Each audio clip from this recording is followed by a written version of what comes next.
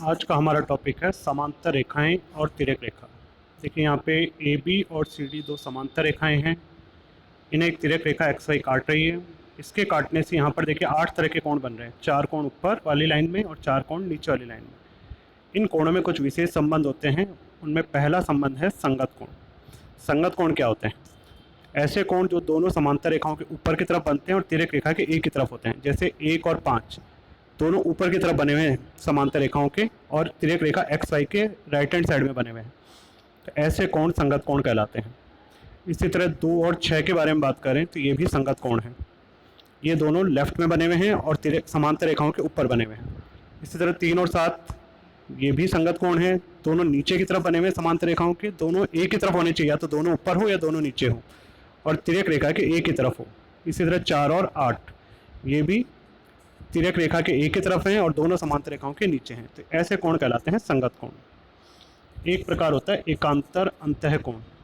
एकांतर अंतः कोण क्या होते हैं? देखिए ये अंदर की तरफ जो होते हैं और जेड की शेप में, इस तरह से पहली लाइन, दूसरी लाइन, तीसरी लाइन, एक जेड की शेप बन रही है, या फिर जेड उल्टा भी हो सकता है, एक लाइन, दो लाइन और तीसरी लाइन। तो 3 और 5 ये एकांतर अंतः कोण है। जेड की शेप में यूँ 3 बन रहा है और यूँ आगे बढ़ के 5 बन रहा है। इसी तरह यूँ 4 बन रहा है और यूँ आगे बढ़ने पे 6 बन रहा है। तो 4 और 6 ये भी एकांतर अंतः कोण है। एकांतर अंतः कोण भी आपस में बराबर होते हैं संगत कोणों की तरह ही। एक है एकांतर बाह्य कोण, जो बाहर की तरफ बने हो। ये चारों कोण अंदर बने हुए थे, ये 1, 2, 7 और 8 ये बाहर बने हुए हैं। एकांतर कोण जो एक लेफ्ट में हो एक राइट में हो। तो जैसे 1 और 7 ये एकांतर बाह्य कोण है।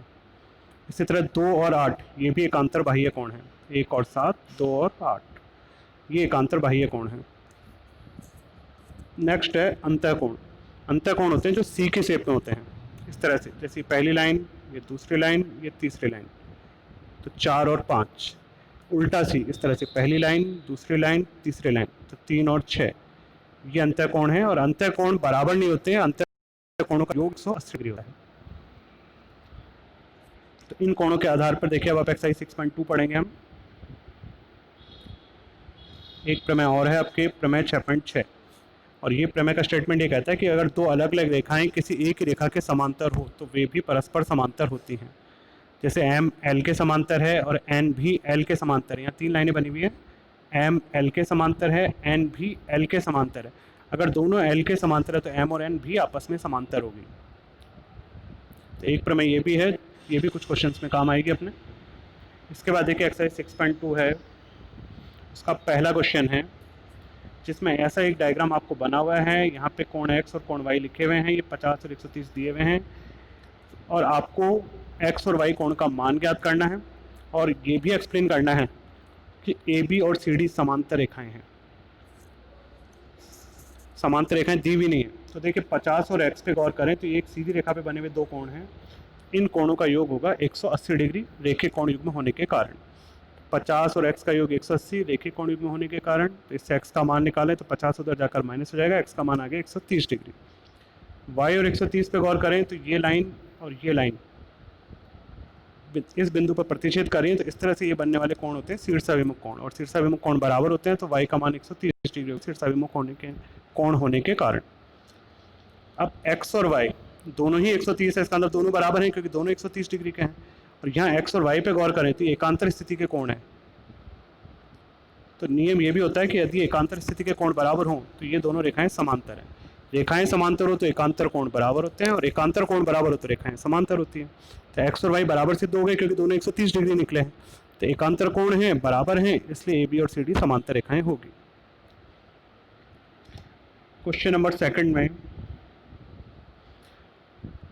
ए बी सी डी के समांतर और सी डी ई एफ के समांतर ये क्वेश्चन में दे रखा है आपको। तो ये भी सी डी के समांतर, ये भी सी डी के समांतर। जब दोनों सी डी के समांतर है तो ए बी और ई एफ आपस में समांतर होंगे। ए बी समांतर ई एफ, तो पूरी ऊपर वाली लाइन इस पूरी ई एफ वाली लाइन के समांतर है। तो इस तरह से देखिए एक जेड की सिचुएशन बन रही है, एक लाइन, ये 2 लाइन, ये 3 लाइन।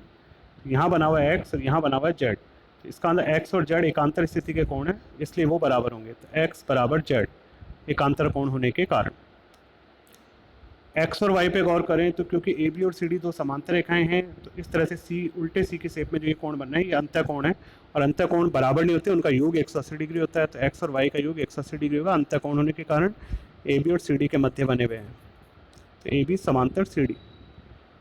एक्स जेड के बराबर, देखिए यहाँ समीकरण 1 में सिद्ध हो चुका है, तो एक्स को हटा के मैंने यहाँ जेड लिख दिया, प्लस वाई बराबर 180 चल ही रहा है। अब y और z का रेशियो क्वेश्चन में 3:7 दे रखा है, 3:7। तो और इन दोनों कोणों का योग, y और z का योग 180 है, इसका अंदर 180 डिग्री को 3:7 में बांटना है। लेकिन क्वेश्चन में हमें केवल एंगल x पूछा है और x z के बराबर है, तो मैं केवल z कोण ज्ञात कर रहा हूँ, y कोण ज्ञात करने की जरूरत नहीं है। तो z कोण कैसे निकलेगा, देखिए अनुपातों का योग किया हमने, 3 + 7 10, z का अनुपात है 7, अनुपातों का योग है 10, और 180 डिग्री में समय बांटना है, तो 1 0 से 1 0 कट गया, 18 7 126 डिग्री।